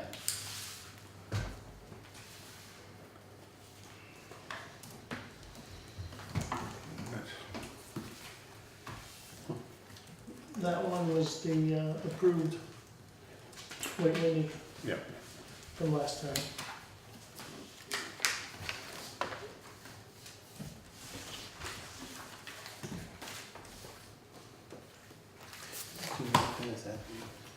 Is that Doug? It's the Sugar. sugar house. Okay. There's 2 parcels. Yep. I think that's for Donald. Oh, okay.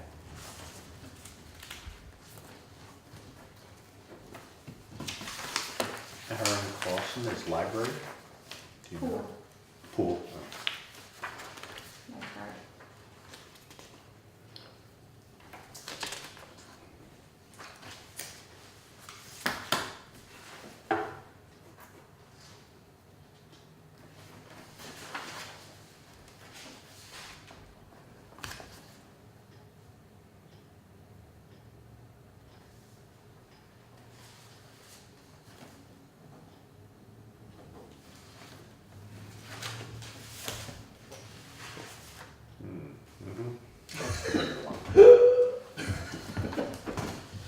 Josh, you okay?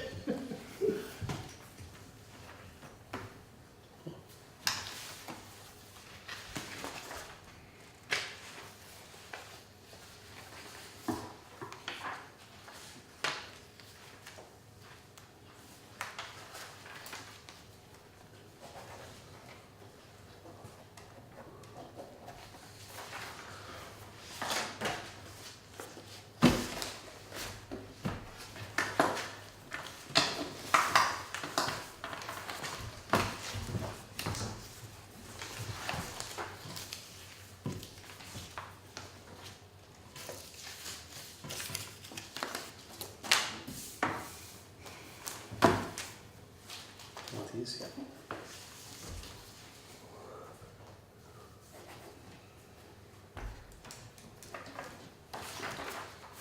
Alright. That's that. Do you have any other business coming before us, or were you in the housing executive session? Yes, I'll make a motion that we enter executive session. We will not be taking any action after that. You for the minutes to read the two motions. One is to find premature general knowledge. Oh, yes, it's on the, Back here good somewhere. comment.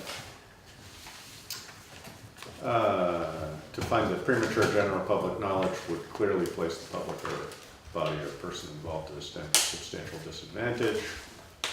So we have to So do it's a that motion? first. Or I'll move that we do both of them together. And then under Title I, VSA 313, for the purpose of the appointment or employment or evaluation of a public officer, employee, et cetera, et cetera. Second. All right, moved and seconded to go into executive session in regards to VSA 1313, 1 and 3, VSA 313, 1 and 3, purpose and appointment. Who do you wish All to of- invite, if anyone? Chip, and Laura, do you, I think we can let, no, you can invite Laura. Did you say that Brian was picking up the, whatever it was tomorrow? Yeah. And I should sign that check? Unless you're coming in to sign them later. You wanna sign it tonight, make it Well, easier? just- Yeah. It'll be done. Oh, yeah, that'd be Sounds beautiful. good, yeah. That would- Thank you.